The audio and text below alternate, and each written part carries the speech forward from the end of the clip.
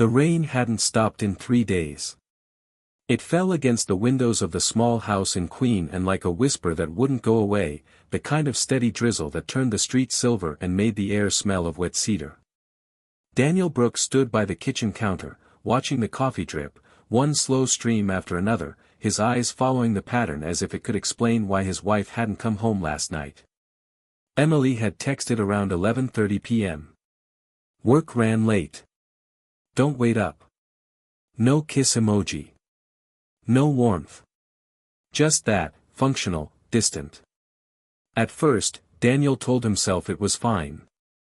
She was a nurse, the hospital was chaotic, double shifts happened all the time. But lately, everything had started to feel off. The long showers before work. The new perfume she never wore before. The way she laughed, too softly, when she thought he wasn't listening. He poured the coffee, added too much sugar, and took a sip that burned his tongue. Outside, the city was waking up, buses rumbling, gulls crying over the harbor. Inside, the house was too quiet. When the front door finally opened, it startled him. Emily walked in, hair damp, scrubs under her jacket, eyes tired but alert, too alert.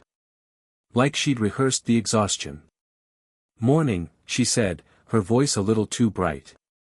He smiled, pretending not to notice. "Rough night?" "Always is." She brushed past him to hang her coat. The faint scent of cologne, not his, drifted by. Expensive, woodsy, unmistakably male. Daniel froze. She poured herself coffee, oblivious or pretending to be. "You're up early. Didn't sleep much." "Yeah," she said absently, scrolling through her phone. "Same." The silence between them wasn't loud, but it was heavy. Like the pause between lightning and thunder, something inevitable waiting to strike. That evening, Daniel found her laughter again, not in person, but in sound. He'd left his phone charging in the kitchen when her tablet chimed on the counter. A voice note. He didn't mean to listen, but when he heard her laughter, that soft giggle she used to give him, he froze. Then came a man's voice. Low, teasing. "You still owe me that rain check, remember?" A pause. "Yeah," Emily's voice, hushed. "Soon." Daniel's heart thudded. He didn't breathe until the recording ended. He set the tablet down, hands trembling. The house was silent again, except for the hum of the refrigerator. He wanted to smash it, to scream, but he didn't. Instead, he sat down and stared at the rain streaking down the window, thinking about how love dies, not with shouting, but with quiet acceptance.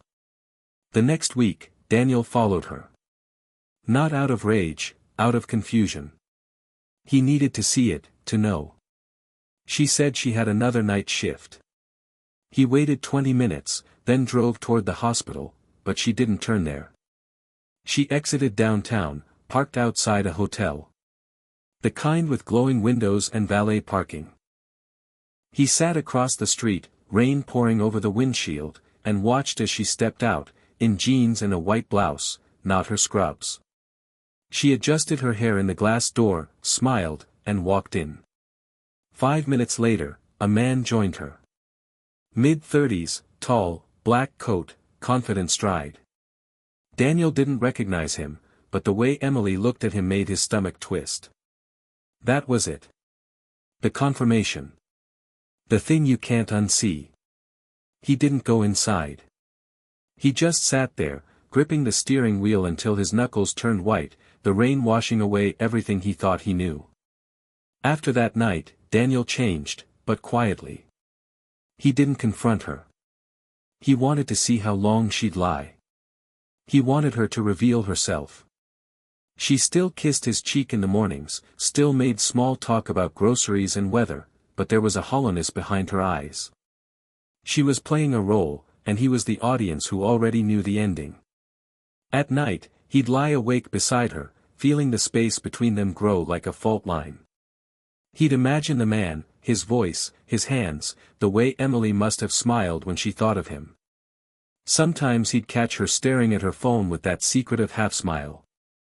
He'd say nothing, just watch, memorizing every detail, the small tremor in her fingers, the quick lock screen swipe. He wasn't ready to lose her yet. But he was ready to remember this pain forever. It happened on a Sunday morning.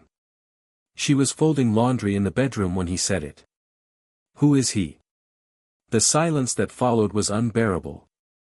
Her hands stopped moving. Slowly, she looked up, eyes wide, pulse visible at her throat. "Daniel, what are you talking about?" "Don't," he said quietly. "Don't make me say it twice." She looked away. Her jaw tightened. Then, without meaning to, she gave herself away, the smallest tremble of her lips, the faintest sigh. Guilt. He felt his throat close. "How long?" Tears welled in her eyes. "Please don't." "How long, Emily?" 3 months, she whispered. The sound that came out of him wasn't anger, it was grief. He sat down, feeling like his body couldn't hold itself up anymore. "Was it worth it?" he asked softly. "Losing everything for, whatever this is?" She cried then, really cried. But it didn't matter. The rain outside was louder. Daniel moved out a week later. No yelling, no thrown dishes, just silence and the slow, methodical process of ending a life. He left his keys, took the dog, and rented a small apartment overlooking the Sound. Sometimes, late at night, he'd imagine her still at that house, sitting by the window where they once watched the ferries. Maybe she was waiting for the man. Maybe she was alone. It didn't matter. He'd loved her enough to forgive almost anything, but not the choice to lie. And in that truth, he found something colder than anger, peace. Months later, he saw her again, by accident, in a grocery store parking lot. She looked different. Older, thinner, tired. She smiled faintly, as if trying to be kind. "Hi," she said. "Hey." Neither moved closer. The rain started again, soft, endless. She lifted her umbrella. He didn't. There was nothing left to say. He turned and walked away, the sound of rain between them like the final sentence in a story that should have ended long ago.